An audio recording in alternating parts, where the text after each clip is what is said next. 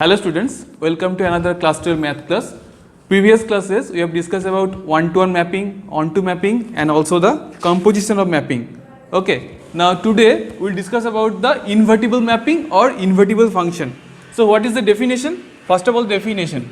Suppose a function f from x to y we defined. Now if there exists a function g from y to x such that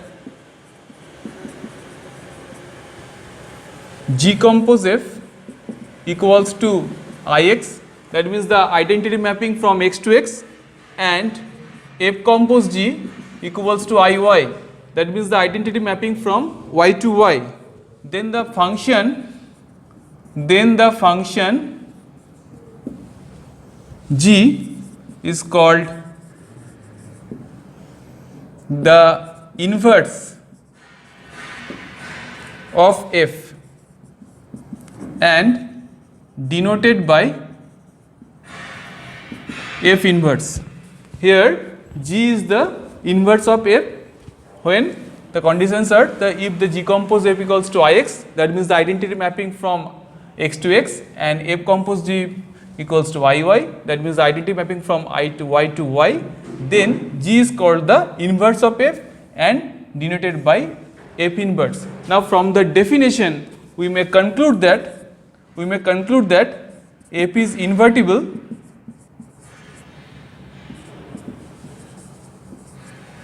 if and only if f is invertible if and only if f is a one-to-one and onto mapping. That means if f is a bijective mapping, if and only, that means if f is invertible, then you can say f is a bijective mapping, that means one-to-one and onto mapping, and also conversely it is true, that means if f is one-to-one and onto, then you can say that f is a invertible mapping.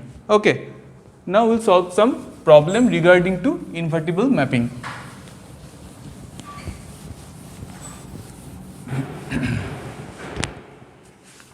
Come to the exercise number 1.3, question number 5. State with reason whether the following functions have inverse. Here f from 1, 2, 3, 4 to the singleton set 10 defined by f equals to the ordered pair containing the ordered pairs 1, 10, 2, 10, 3, 10 and 4, 10.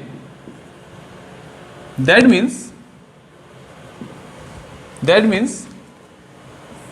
if we draw the diagram, then you can see f assigns 1 to 10, 2 to 10, 3 to 10 and 4 with also 10.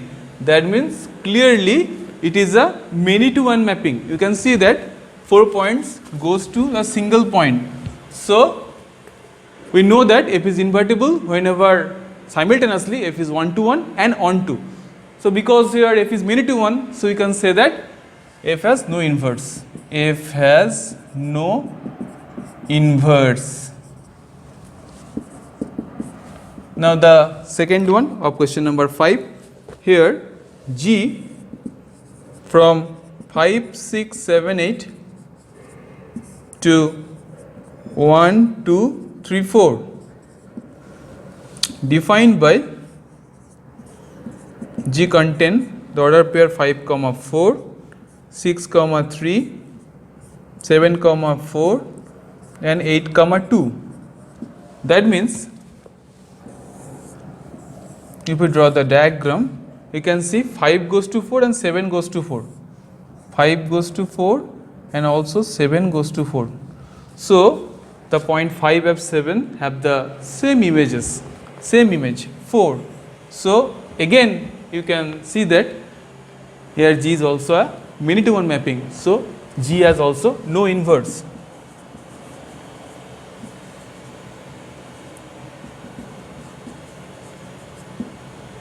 By the same logic you can conclude here G has no inverse. Come to the third one.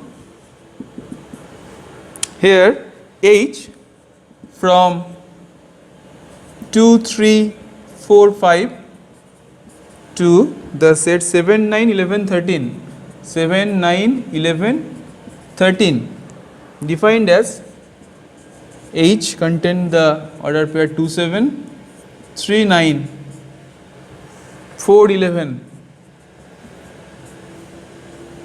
5, 13. You can see here 2 goes to 7, 2 goes to 7, 3 goes to 9, 4 goes to 11 and 5 goes to 13. So here the mapping H is 1 1 and contain all the points of the codomain, covers all the points of the codomain. Okay. So the range set is equal to the codomain, so it is onto mapping. Also from the diagram you can see it is a 1 to 1 mapping, so 1 to 1 onto, therefore it has a inverse, it will be invertible. H has a inverse, it can be invertible. Okay. Now come to question number 6.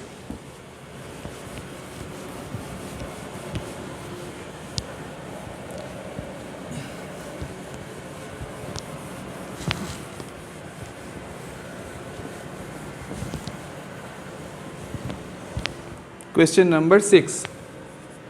Go through the problem.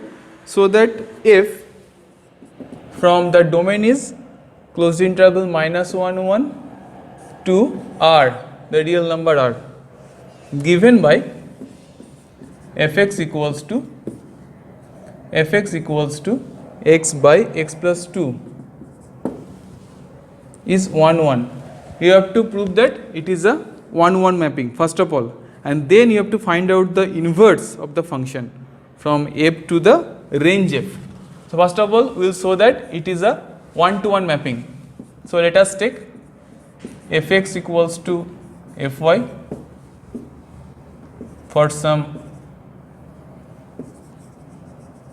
xy belongs to the domain, that means the closed interval minus 1 1. Okay. So by the definition we may write here fx equals to x by x plus 2 equals to fy equals to y by y plus 2. Now we will do the cross multiplication. So xy equals xy plus 2x equals to xy plus 2y. Now from the both sides xy will be cancelled out, so we get 2x equals to 2y, and again 2 will be cancelled out. Well, dividing 2 on the both sides, actually we will get x equals to y. That means whenever we take fx equals to fy, we will get x equals to y, which shows that it is a 1 1 mapping, which proves that it is a 1 1 mapping. Okay. Now come to the next part. In the next part, find the inverse of the function f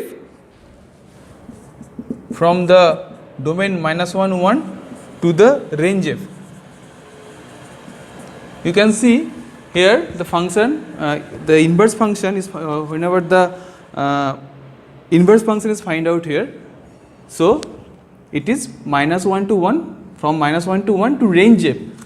But here the codomain is given as the real number, but here it is given as the range f. So it is automatically onto mapping. It is automatically onto mapping. So 1 1 we have proved it is 1 1 and automatically it is onto mapping. Therefore it is a bijective mapping. So we can find the inverse of f. Okay. Now we will find the inverse of f. Let us take a arbitrary point y from the range f. Arbitrary from let the arbitrary from y or from the range f. Therefore there exists a point x in the domain such that f of x equals to y. That means fx equals to x by x plus 2 equals to y. That means x equals to xy plus 2y. That means x into 1 minus y equals to 2y. That means x equals to 2y by 1 minus y. Here x equals to 2y by 1 minus y. Therefore, f inverse y equals to 2y by 1 minus y. So, in this way we have find out the inverse of f. This is f inverse.